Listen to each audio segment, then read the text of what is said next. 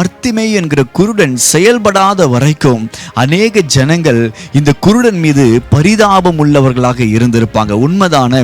ஆனால் எப்பொழுது இவன் செயல்பட ஆரம்பித்தானோ அதற்கு பிறகு பார்த்தீங்கன்னா அதே பரிதாபப்பட்ட மக்கள் இவனுக்கு விரோதமாக எழும்பி நிற்கிறாங்க.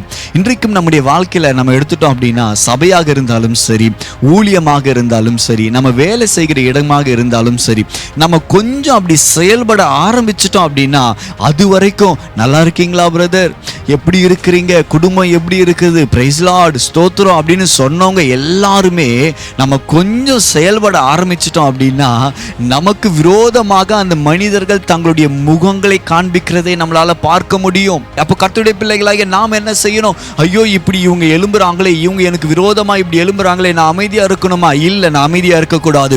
இந்த பர்த்திமேயு என்கிற குருடன் முன்னாடி செயல்பட்டதை காட்டிலும் அதற்கு பின்பு அதிகமாய் அவன் செயல்படுகிறான். அப்போ நம்முடைய வாழ்க்கையில இவங்க இப்படி செய்யறாங்க, அவங்க அப்படி செய்யறாங்க அப்படின்னு நாம செய்கிற காரியங்களை நாம நிறுத்தாதபடிக்கு, பேசுறவங்க பேசட்டும், செய்யறவங்க செய்யட்டும், நீ என்ன செஞ்சுக்கிறியோ செஞ்சுக்கோ அப்படின்னு விட்டுட்டு நம்முடைய காரியங்களை நாம் தீவிரப்படுத்துகிறவர்களாக நாம் இருப்போம் அப்படின்னா நிச்சயமாகவே தேவன் நமக்கு துணையாக இருந்து கர்த்தர் நம்மை ஆண்டவர் ஆசீர்வதித்து மென்மேலும் கர்த்தர் நம்மை பெருக பண்ணி நமக்கான நன்மைகளை கர்த்தர் நம்முடைய வாழ்க்கையில் தந்து நம்மை உண்மையாய் தேவன் ஆசீர்வதிக்க வல்லமை உள்ளவராக இருக்கிறார்.